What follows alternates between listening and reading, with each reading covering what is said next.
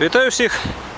Гэта гісторык Андрей Берастовскі і гэта былыя залатагорскія могілкі, дакладней помнікі, якія засталіся пасля залатагорскіх могілках на тэрыторыі касцёла Чырвонага Роху. Прабачце, Святога Роху. Ёсць чырвоны касцёл, я памыліўся. Ну, таксама можна сказаць, што ў некаторым сэнсе гэты касцёл чырвоны. Прабачце за памылку. Вяртаемся да могілак. Вось гэтыя помнікі, якія асобна сфотаграфавалі, якія будуць даступныя на маёй старонцы, блог Андрэя Берастовскага у раздзеле «Мемарыяльныя могілкі». Можна будзе ўжо больш дакладна разгледзець кожны з іх. Але вось гэтыя помнікі, каля дзесятка, гэта ўсё, што захавалася ад былых залатагорскіх могілак, якія былі заснаваны прыкладна ў 19 стагоддзі, і яны праіснавалі до конца Другой сусветнай вайны, пасля чаго былі знішчаны падчас будаўніцтва горада Мінска. Вакол нас знаходзіцца дзелавы раён горада. Вось гэтыя забудовы, гэта скрыжаванне вуліцы Казлова і праспекта Незалежнасці ў раёне палаца мастацтваў.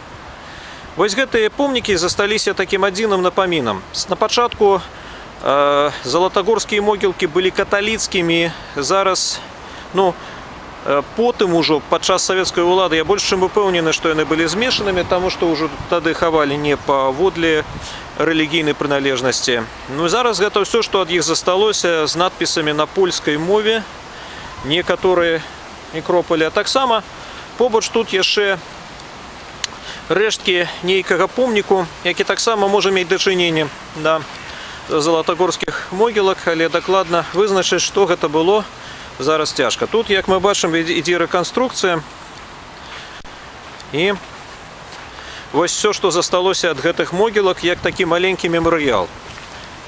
Трэба зазначыць, што раней гэтыя помнікі стаялі, яшчэ некалькі год таму яны проста стаялі, не былі так скінуты тут. І, магчыма, часткова яны скінуты, таму што вось ідзе будаўніцтва дарогі да касцёла, ідзе нейкая рэканструкцыя на тэрыторыі. Будзем глядзець, што будзе з гэтымі помнікамі далей, і з тым, што засталося як напамін пра гэту царкву. Дарэчы, вось, як я бачу, тут захавалася яшчэ адно пахаванне, якое не кранулі.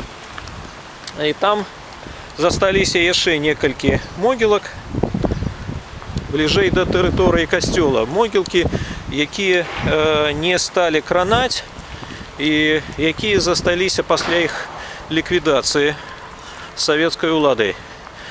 Я таксама зраблю іх здымкі. Што цікава, нельга сказаць, што ўсе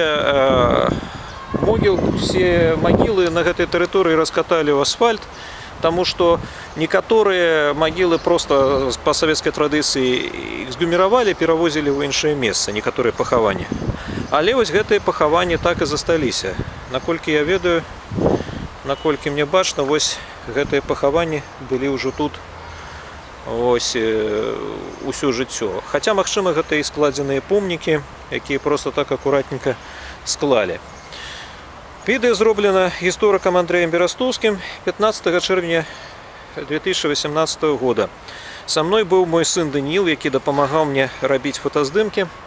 Да сустрэчы і ўсім добрага дня!